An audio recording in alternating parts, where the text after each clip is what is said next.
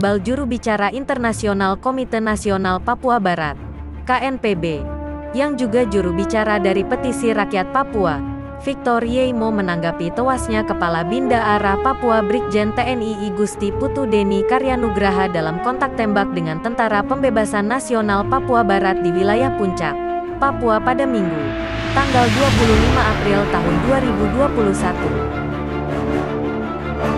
Melalui laman resmi pribadinya, Victor menulis, Jokowi dan semua petinggi negara di Jakarta tidak memiliki kemauan selesaikan konflik West Papua dengan damai.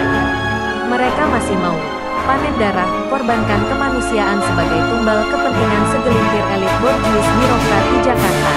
Alih-alih berburu proyek emas di Blok Wabu, Intan Jaya, Jakarta buat West Papua jadi zona militer. Bahkan jenderal sekelas Kepala Bin Daerah Papua turun tangan dan ditewaskan dalam operasi ini. Entah berapa banyak lagi manusia yang akan jadi tumbal kepentingan ekonomi politik penguasa Indonesia di West Papua. Jakarta masih gunakan pola kolonialisme kuno di West Papua, yang ekspansif, represif, dan eksploitasi. Yang Jakarta pusingkan hari ini adalah rekayasa politik Otsus, pusing dulang legitimasi Otsus dari rakyat Papua, yang telah menolak Otsus, 110 organisasi masyarakat Papua lewat petisi rakyat Papua, dan menuntut solusi hak penentuan nasib sendiri. Jakarta benar-benar tidak punya niat baik bagi masa depan Papua, ex-kepala Bin Hendro Priyono bilang, mekarkan Papua agar pecah belah dan pindahkan 2 jet orang Papua ke Manado agar Papua diisi orang pendatang. Diikuti kata Ketua MPR RI kemarin, tumpas abis, urusan HAM bicarakan nanti. Inilah wujud nyata dari watak kolonialisme. Saya kira semua orang harus pahami bahwa konflik Papua dilahirkan oleh kontradiksi alamiah antara penjajah dan pihak terjajah.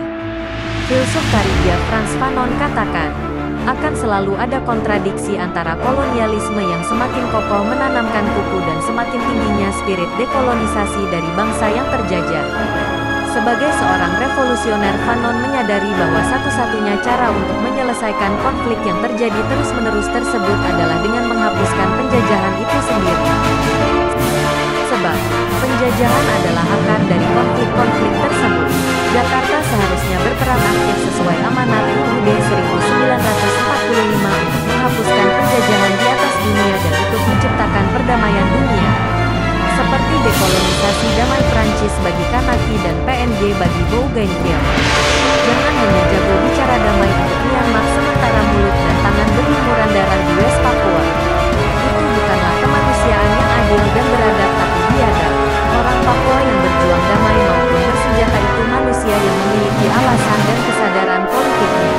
Berjuang karena dan untuk suatu kebenaran tentang sejarah politiknya. Kebenaran akan ketertindasannya. Kebenaran bahwa tanah dan manusia terancam hancur habis. Fakta, data, membuktikan itu. Lantas, nurani kemanusiaan kita di mana saat yang terjajah berjuang membela diri, self-defense, untuk membebaskan diri dari segala ancaman. Bangsa Papua butuh tindakan darurat dalam situasi darurat, SOS. Bangsa Papua harus bebas. Manusia harus bebas dahulu. Baru damai sejahtera itu bisa terwujud. Sekali lagi, hentikan konflik bersenjata. Jangan korbankan kemanusiaan demi kekuasaan ekonomi politik segelintir elit birokrat. Segera berikan ruang bagi orang Papua untuk menentukan nasibnya secara damai dan demokratis.